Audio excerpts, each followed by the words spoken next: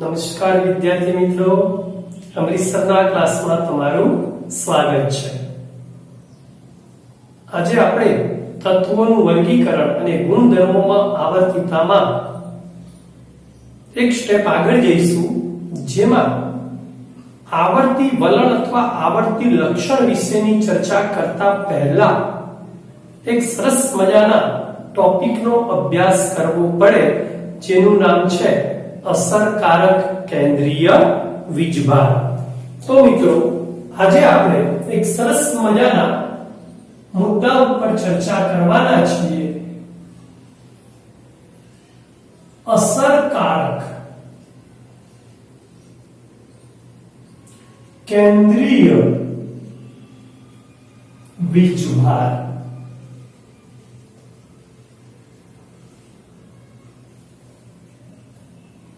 જેને આપણે બીજા Z ઇફેક્ટિવ તરીકે ઓળખીશું અથવા સ્લેટર રૂલ્સ તરીકે પણ ઓળખાય। સ્લેટરનો નિયમ આના તરીકે પણ ઓળખાય છે। હવે પ્રથમ એ પ્રશ્ન થાય આપણને કે ભાઈ અસરકારક કેન્દ્રીય વીજભાર એટલે શું? પહેલા તો એનું અંગ્રેજી સમજી લઈએ બેટા। અસરકારક એટલે ઇફેક્ટિવ, કેન્દ્રીય એટલે ન્યુક્લિયર અને વીજભાર એટલે ચાર્જ। બરાબર સમજીશું। ઇફેક્ટિવ ન્યુક્લિયર ચાર્જ કેમ Z ઇફેક્ટિવ કહેવાય? તો કેન્દ્રીય વીજભાર હોય એ પ્રોટોન છે, અને પ્રોટોન એટલે જ પરમાણુય ક્રમાંક એટલે Z, અને એની ઇફેક્ટ કેવી છે કોના ઉપર? તો ઇલેક્ટ્રોન ઉપરની તેની અસરકારકતા કેવી છે એનો અભ્યાસ કરવો છે। એ પહેલા હું તમને થોડી અહીંયા પરમાણુય બંધારણની ચર્ચા કરીશ। આપણે એક વસ્તુ જાણીએ છીએ મિત્રો કે કોઈ પણ પરમાણુનું એક સેન્ટર હોય, તેમાં પ્રોટોન રહેલા હોય, ન્યુટ્રોન બી હોય, પણ આપણે પ્રોટોનની ચર્ચા કરવી છે। પરમાણુના કેન્દ્રમાં પ્રોટોન હોય છે। ત્યારબાદ ધારો કે આ એક પ્રથમ કક્ષક છે મિત્રો,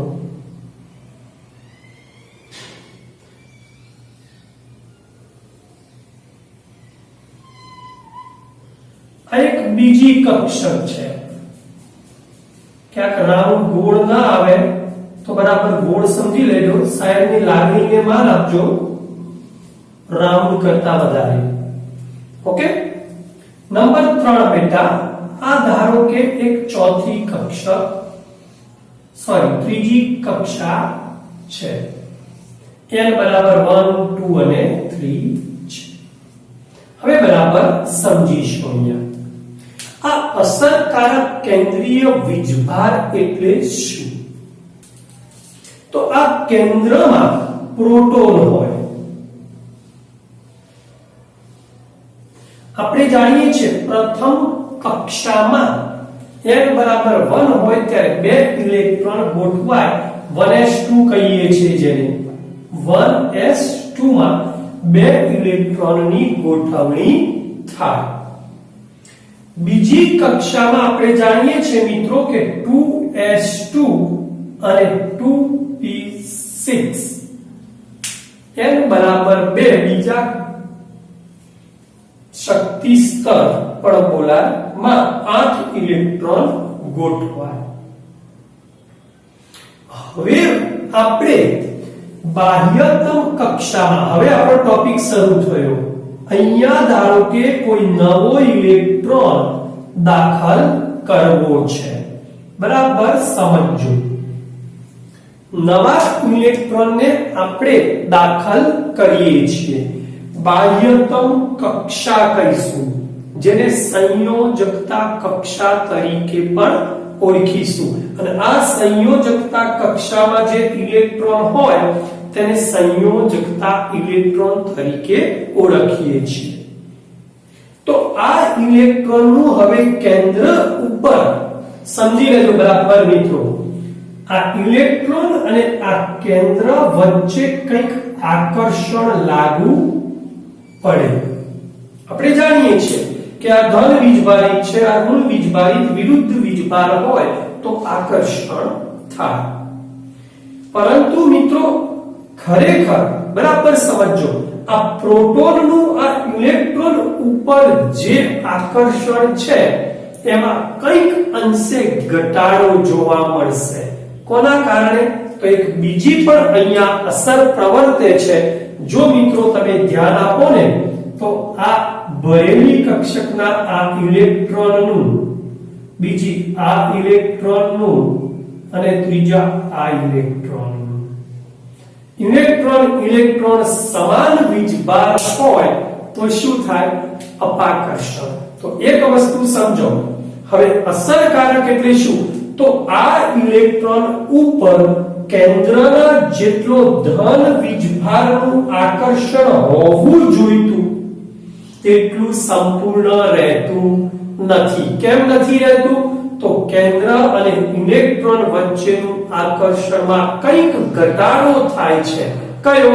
તો આ ઇલેક્ટ્રોન વચ્ચેના અપાકર્ષણ, કારણ કે આ આકર્ષણ કરે છે અને આ અપાકર્ષણ કરે છે, તો કેન્દ્ર અને બાહ્યતમ કક્ષાના ઇલેક્ટ્રોન વચ્ચે લાગુ પડતું જે આકર્ષણ છે તે ઇલેક્ટ્રોન વચ્ચેના અપાકર્ષણના કારણે કંઈક અંશે ઓછું થાય છે। એ ઓછું થવાથી આની આ કેન્દ્રની જ્યાં ઇલેક્ટ્રોન ઉપરની મીન્સ કેન્દ્રીય વીજભારની આ ઇલેક્ટ્રોન ઉપરની જે અસરકારકતા હતી તેમાં ઘટાડો થાય છે। માટે Z ઇફેક્ટિવ એટલે શું? પહેલા તો એનું સૂત્ર આપીએ। ચલો મિત્રો અહીંયાથી સમજીએ કે ભાઈ ખરેખર Z ઇફેક્ટ, Z ની મીન્સ કેન્દ્રની અસરકારકતા કેટલી? કોના માટે? તો સંયોજકતા કક્ષાના ઇલેક્ટ્રોન ઉપર કેન્દ્રનો વીજભાર હોવો જોઈએ તેટલો નથી। તો કેટલો છે? તો પહેલો તો પ્રોટોનની સંખ્યા, બરાબર સમજો, પ્રોટોનની સંખ્યા જેટલી હોય એટલો જ શું હોય? એનું કેન્દ્ર પ્રત્યેનું આકર્ષણ હોય। પરંતુ બીજું કંઈક છે, આ ઇલેક્ટ્રોન વચ્ચેનું અપાકર્ષણ છે। ઇલેક્ટ્રોન વચ્ચેના અપાકર્ષણને આપણે સ્ક્રીનિંગ અસર કહીએ છીએ। ગુજરાતીમાં પડદા તરીકે વર્તે। જુઓ, આ એક પડદો આવી ગયો એટલે આકર્ષણ ઓછું થયું એના ઉપર, મીન્સ પડદાની અસર, સ્ક્રીન એટલે પડદો, તો પડદાની અસર જોવા મળે છે। સ્ક્રીનિંગ અસર એટલે કે પ્રોટોનની સંખ્યામાંથી પહેલા ઇલેક્ટ્રોન વચ્ચેનું અપાકર્ષણ। હવે તમને એમ થાય કે આ અપાકર્ષણ કયું? તો જેની ચર્ચા હું આગળ ઉપર કરવાનો છું, છતાંય કહી દઉં કે કેન્દ્રની બાહ્યતમ કક્ષા એટલે કે સંયોજકતા, હું લખી દઉં છું મિત્રો, બરાબર સમજી લેજો। સંયોજકતા કક્ષાના ઇલેક્ટ્રોન ઉપર લાગતા આકર્ષણ બળની અસર એ આ સ્ક્રીનિંગ અસરના કારણે કંઈક ઘટાડો જોવા મળે છે, જેને કહેવાય Z ઇફેક્ટિવ। તો પ્રોટોનની સંખ્યાને આપણે પરમાણુય ક્રમાંક Z કહીએ છીએ, જે તમે પરમાણુય બંધારણમાં અભ્યાસ કર્યો। ઇલેક્ટ્રોન વચ્ચેનું જે અપાકર્ષણ છે મિત્રો, એને સ્ક્રીનિંગ અથવા સ્ક્રીનિંગ અવયવ S તરીકે ઓળખીએ છીએ। કેટલાક મિત્રો આ સૂત્રને Z માઈનસ સ્ક્રીનિંગ અવયવ સિગ્મા તરીકે પણ ઓળખે છે, જ્યાં z શું છે તો પ્રોટોનની સંખ્યા, પ્રોટોનની સંખ્યા એટલે જ પરમાણુય ક્રમાંક. તો જ્યાં z પદો સમજાવો બેટા, કોઈ પદનો મીન્સ z ઇફેક્ટિવ એટલે પરમાણુય ક્રમાંકમાંથી સ્ક્રીનિંગ અવયવ બાદ કરો. પરમાણુય ક્રમાંક એ જ પ્રોટોનની સંખ્યા તેમજ s એટલે બેટા પેલો સ્ક્રીનિંગ અવયવ. હવે એક પ્રશ્ન સ્ક્રીનિંગ અવયવ સ્ક્રીનિંગ અવયવ છે. ક્લિયર બેટા? એક વસ્તુ z s અથવા z ડેલ્ટા વડે રજૂ કરીશું. હવે z તો આપણે દરેક પરમાણુ તત્વ માટેના પરમાણુય ક્રમાંકની જાણ હોય તો z ગણીએ છીએ, પરંતુ આ s ની ગણતરી કેવી રીતે કરવી તો હું તમને s ની ગણતરી કરતા શીખવાડું છું. ધ્યાન આપશો. સ્ક્રીનિંગ અવયવ s ની ગણતરી. s પર સ્ક્રીનિંગ અવયવ છે, આ s છે, તો તેની ગણતરી આપણે જાણીએ છીએ બેટા કે આધુનિક આવર્ત કોષ્ટકને 4 વિભાગમાં વહેંચેલું છે, s p b અને f. તો s અને p માટે તેમજ b અને f માટે જુદી જુદી રીતે કરવામાં આવે છે. હું અહીંયા s અને p માટેની s અને p કક્ષકો માટેની ગણતરી તમને સૌપ્રથમ સમજાવું. s અને p કક્ષકો માટે સ્ક્રીનિંગ અવયવ s ની ગણતરી કેવી રીતે કરવી થોડું લખી અને પછી ઉદાહરણ આપીને તમને સમજાવું છું. તો પહેલું સ્ટેપ શું યાદ રાખવાનું? તો સૌથી છેલ્લી કક્ષા હોય આપણે જાણીએ છીએ કે એને n વડે દર્શાવાય. આગળ હોય તો n-1, એના આગળ હોય તો n-2. સૌથી છેલ્લી કક્ષાને n કક્ષા કહીશું. તો n કક્ષામાં રહેલા છેલ્લા એક ઇલેક્ટ્રોન માટે તમે એની વેલ્યુ 0 લેવાની. સમજી ગયું બરાબર? ઉદાહરણ એ સમજાવું છું બેટા. n કક્ષામાં રહેલા છેલ્લા એક ઇલેક્ટ્રોન માટે આપણે એનું મૂલ્ય 0 લઈશું. s અને p ની ચર્ચા છે. નંબર 2, n કક્ષામાંના બાકી રહેલા જેટલા પણ ઇલેક્ટ્રોન છે તેના માટે 0.35 વડે ગુણીશું. તેને 0.35 કહીશું. પહેલું n કક્ષામાં રહેલા છેલ્લા એક ઇલેક્ટ્રોન માટે 0 લઈશું. n કક્ષામાંના બાકી રહેલા જેટલા પણ ઇલેક્ટ્રોન છે એના માટે 0.35 લઈશું. તેમજ નંબર 3 બેટા n-1 કક્ષામાં આવીએ. હવે કક્ષામાં રહેલા જે પણ ઇલેક્ટ્રોન છે તેના માટે 0.85 લઈશું. બરાબર ધ્યાન આપીશું. n-1 એટલે એનાથી એક આગળની s અને p કક્ષકો હશે તેના માટે આપણે 0.85 મૂલ્ય ગણીશું. તેમજ ચોથું અને છેલ્લું સ્ટેપ બેટા n-1 કક્ષામાં જગ્યાએ આગળ આવીએ તો n-2 કે તેથી તેમજ બાકીની n-2 તેમજ બાકીની જે પણ કક્ષાઓ છે એના બધા જ ઇલેક્ટ્રોન હોય ઇલેક્ટ્રોન માટે તેનું મૂલ્ય 1.0 એટલે કે 1 ગણીશું. આ થોડું થિયોરેટિકલ છે એટલે સમજવું પડે છે ને. એક ઉદાહરણથી તમને સમજાવીશ એટલે ખૂબ જ સરળ બની જશે. તો તો z ઇફેક્ટિવ s અને p કક્ષકો માટેની ગણતરીમાં કેવી રીતે લેવી, એનો s કેવી રીતે ગણવો, એના આ 4 સ્ટેપનો ઉપયોગ કરીશું. એક વખત નોંધ કરી લો, ઉદાહરણ દ્વારા આગળ જોઈએ મિત્રો.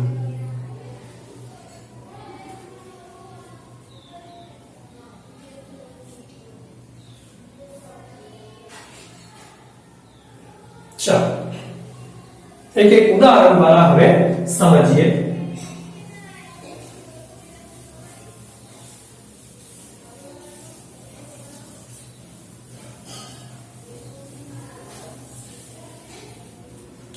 ચલો મિત્રો, ઉદાહરણમાં પહેલું ઉદાહરણ લઈએ છીએ.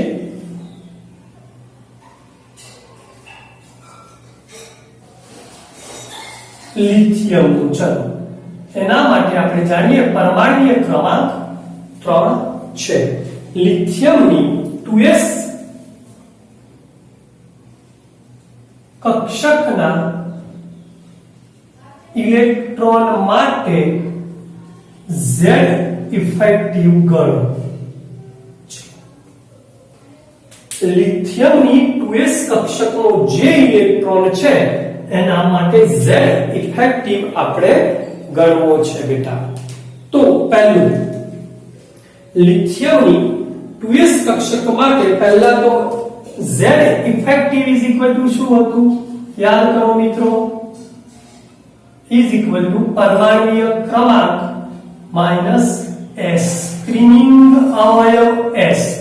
મેઇન આ જ છે, આ તો તમે જાણો છો 3 છે, પરંતુ s કેવી રીતે ગણવું, તો s ની ગણતરી કેવી રીતે કરવી. ચાલો s ની ગણતરી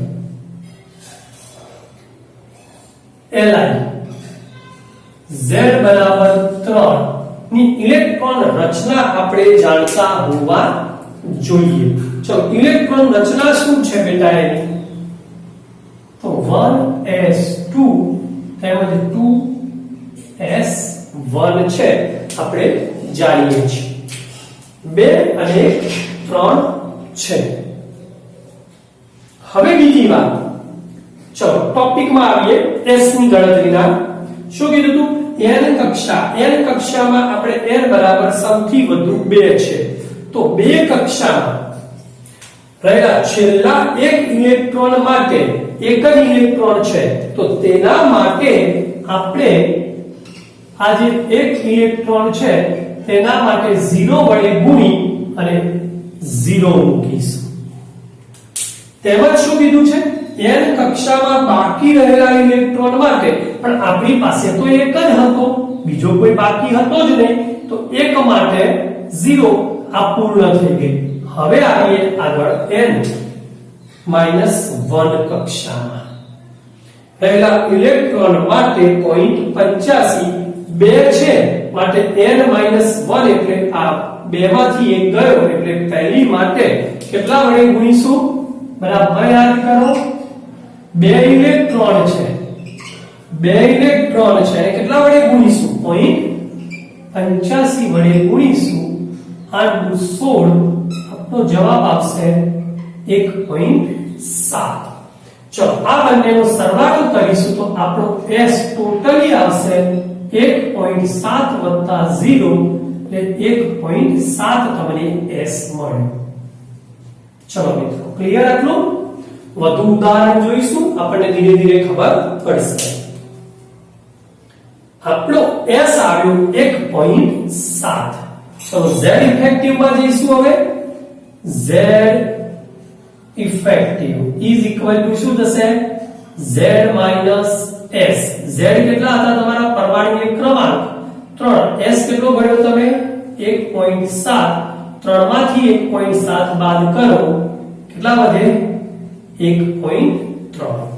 મિત્રો આપણે શું સમજતા હતા કે કોઈ પણના z પરમાણુ કેન્દ્રનો જેટલો ભાર હોય ને બધો જ બાહ્યતમ કક્ષા ઉપરના ઇલેક્ટ્રોન ઉપર લાગુ પડે છે, એવું હોતું નથી. ખરેખર 3 જ ભાર હોવો જોઈએ બાહ્યતમ કક્ષાના ઇલેક્ટ્રોન ઉપર, પરંતુ પેલા ઇલેક્ટ્રોનના અપાકર્ષણના કારણે ઘટી અને 1.3 થઈ જાય છે.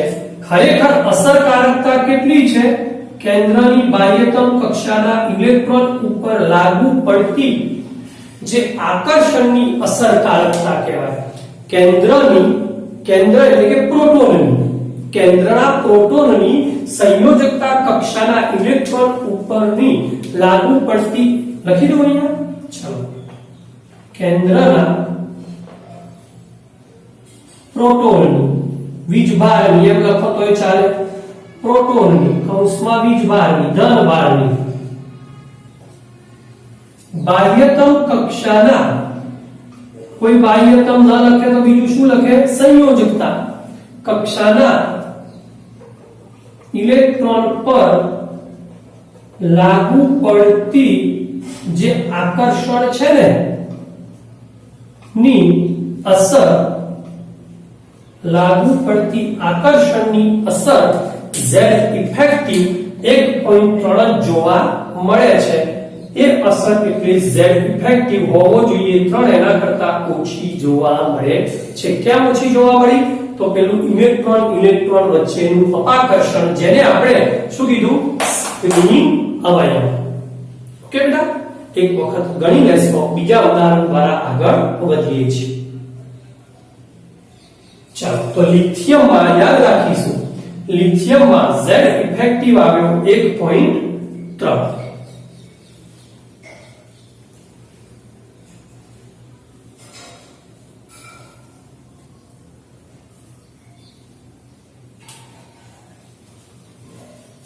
ચાલો, નંબર 2 બીજું જોઈશું અહીંયાથી.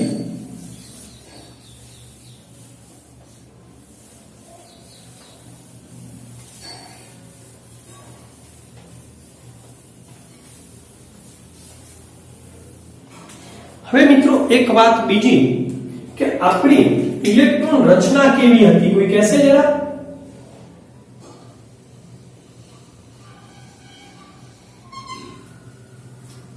ભાઈ પહેલા તો ઇલેક્ટ્રોન રચના સમજવી છે.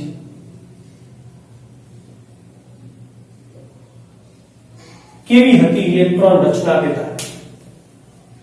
જેને યાદ હોય તો હું લખું છું, જેમને યાદ નથી એ મિત્રો જો એકદમ ઈઝી, કોઈ પહેલી 1s પછી 2s 2p, પહેલી એક પછી 2 વાળી 2 2s 2p એમ બોલવાનું, 1s પછી 2s 2p 3s 3p complete. આટલું ચડતો ક્રમ હોય. તમારે પેર કેવી રીતે યાદ રાખવાની છે? પહેલી 1s પછી 2s 2p 3s 3p. Clear? પછી કઈ આવે તો આપણે જાણીએ છીએ 4s 4p, વચ્ચે મૂકી દેવાની 3d. ચલો, ક્લિયર? તો આ પેર આખી રાખવાની, તમારે આ પેર એક રાખવાની, આ પેર એક. ચલો, પહેલું ફરીવાર 1s પછી 2s 2p 3s 3p 4s 4p વચ્ચે 3d. એ જ રીતે મિત્રો 5s 5p હોય તો 5s 5p. ઘણા બધા મિત્રો કહે છે કે સર યાદ રહેતી નથી ઇલેક્ટ્રોન રચના. બહુ સરળ છે. 5s 5p વચ્ચે શું આવશે? એક ઓછો, જેમ પહેલામાં 4 પછી 3 આવ્યું તો અહીંયા 5 ની અંદર 4d. આ ત્રણની પેર. ચલો ફરીથી જો 1s એક પછી 2s 2p 3s 3p પછી 4s 4p વચ્ચે 3d 5s 5p વચ્ચે 4d. હવે 6s અને 6p 6s અને 6p 6s અને 6p 6p છે તો અંદર કઈ આવશે મિત્રો? 6p છે, હમણાં જ કીધું 6 છે તો 5d અને d પછી આવશે, અહીંયા આવશે 4f. ચલો ફરીથી બીજી પેર 6s 6p તો 5d અને 4f. ચલો એક આગળનું સ્ટેપ જોઈએ. આ એક પેર છે અને આવશે 7s 7p. તમે સમજી શકો છો શું આવશે? 7s 7p ચલો 7s 7p ની વચ્ચે શું આવશે 7 છે તો અહીંયા 6d અને 6d છે તો અહીંયા શું આવશે 1 ઓછો 5f ઇનફ બધું તમારી ઇલેક્ટ્રોનિક કન્ફિગ્યુરેશન આટલામાં પૂર્ણ થઈ જાય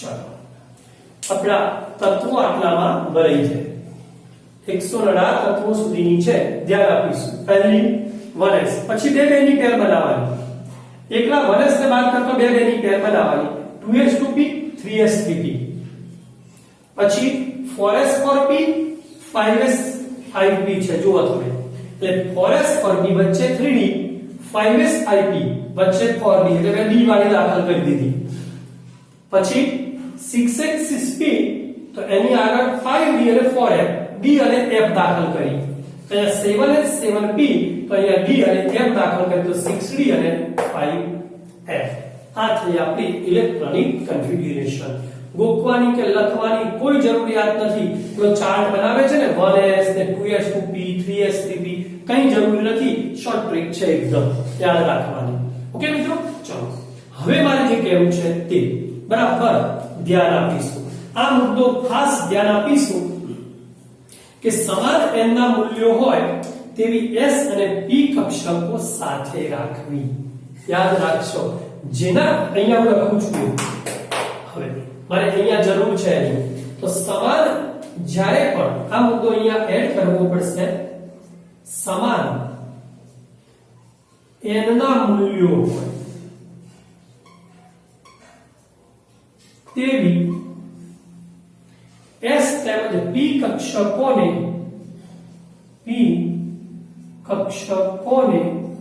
સાથે રાખવી ગુડ ફરીથી સમાન n ના મૂલ્યો હોય તેવી s અને p કક્ષકોને સાથે રાખવી ચલો આપણે જોઈશું કેવી રીતે તો પહેલી 1s જેને સ્લેટરનો નિયમ કહેવાય હવે જે લખી રહ્યા છીએ તે તો પહેલી 1s વાળી પછી સમાન n ના મૂલ્યો જુઓ n બરાબર 2 અને s અને p છે તો એ બંનેને જોડે રાખીશું 2s 2p ચલો પછી 3s અને 3p છે બેટા તો એ બંનેને ફરી પાછા જોડે રાખીશું 3s 3p પછી આવશે 3d તમને એમ થાય કે સાહેબ 3s 3p પછી 3d કેમ લીધી આગળના લીધી મેં તમને શું કીધું s અને p જેના મૂલ્યો સમાન હોય ને જોડે રાખવા તો વચ્ચે 3d મૂકી દીધી અને પછી પાછા 4s 4p હવે કઈ આવશે 4d બરોબર ક્લિયર પછી કઈ આવશે 4d તો આવી ગઈ પણ એક 4 માં હજુ એક બાકી છે કઈ 4f અને પછી 5s 5p ઇનફ છે પછી આવડી જાય તમને અહીંયા શું આવશે 5d 5f 6s 6p okay જે હોય આપણે આટલાની ચર્ચા કરવી છે હમણાં તો આ ઇલેક્ટ્રોન રચના જો તૈયાર થઈ ગઈ હોય તો આગળ જોઈશું આપણે ઉદાહરણ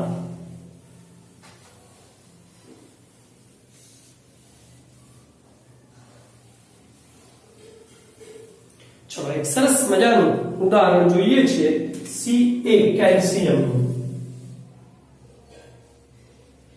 આપણે જાણીએ છીએ Z = 20 છે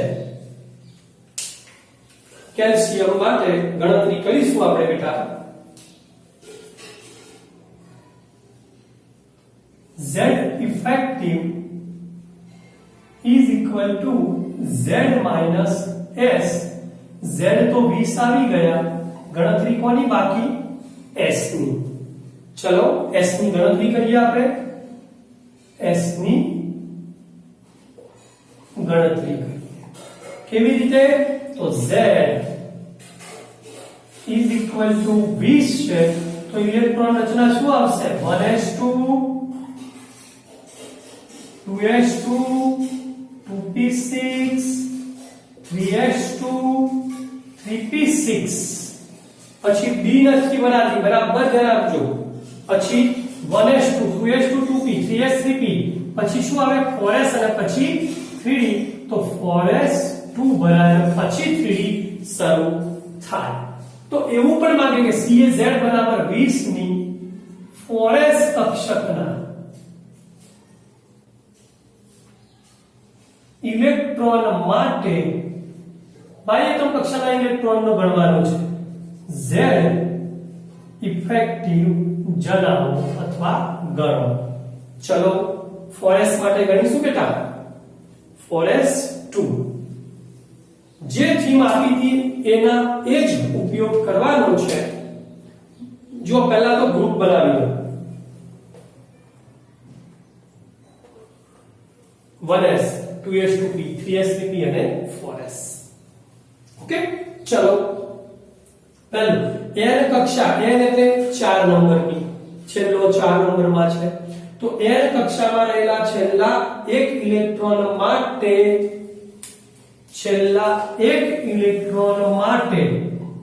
ચલો અહીંયા s ની ગણતરી સીધી લખું છું છેલ્લા એક ઇલેક્ટ્રોન માટે 0 ટોટલી કેટલા ઇલેક્ટ્રોન છે છેલ્લી કક્ષકમાં 2 છે એમાં એક માટે તો 0 એટલે એનો જવાબ 0 આવશે નંબર 2 શું કીધું n કક્ષામાંના જ બાકી રહેલા ઇલેક્ટ્રોન માટે 2 હતા એક ગયો બાકી કેટલા વધ્યા 1 તો બાકીના એક ઇલેક્ટ્રોન માટે કેટલા 0.35 બાકીના એક ઇલેક્ટ્રોન માટે 0.35 લઈશું ચલો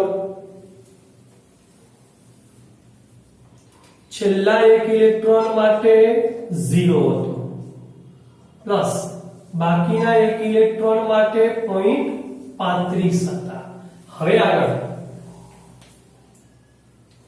શું કીધું બરાબર યાદ રાખો n - 1 કક્ષામાં રહેલા ઇલેક્ટ્રોન માટે 0.85 હવે આ 4 હતા તો n - 1 એટલે આ થઈ n - 1 4 હતા તો આ 3 નંબર તો એમાં 8 ઇલેક્ટ્રોન છે તો 8 ને કેટલા વડે મલ્ટીપ્લિકેશન કરવાના 0.85 વડે 0.85 તો 8 ઇલેક્ટ્રોન માટે 0.85 અને છેલ્લું n - 2 કે તેમજ બાકીની બધી જ કક્ષાના ઇલેક્ટ્રોન માટે એના પછી નીચેની ગમે તેટલી હોય 2 હોય 3 હોય આ બધા માટે તો 6 7 8 9 10 ઇલેક્ટ્રોન માટે કેટલા વડે મલ્ટીપ્લિકેશન કરીશું 1 વડે તો બાકીના 10 ઇલેક્ટ્રોન ને 1 વડે મલ્ટીપ્લિકેશન કરીશું તો 10 એકા 10 0.85 ગુણ્યા 8 કરીશું બેટા 0.85 ગુણ્યા 8 કરશો જરા 0.85 ગુણ્યા 8 6.8 પ્લસ 1 ગુણ્યા 0.35 એટલે આ 0.35 અને પ્લસ પેલો તો 0 ચલો બધાનો સરવાળો કરીશું કેટલો આવે છે ઓકે 17.15 આવ્યો s આવ્યો આપણો s ની ગણતરી થઈ ગઈ બેટા તો હવે z ઇફેક્ટિવ ની ગણતરી કરીશું ચાલો z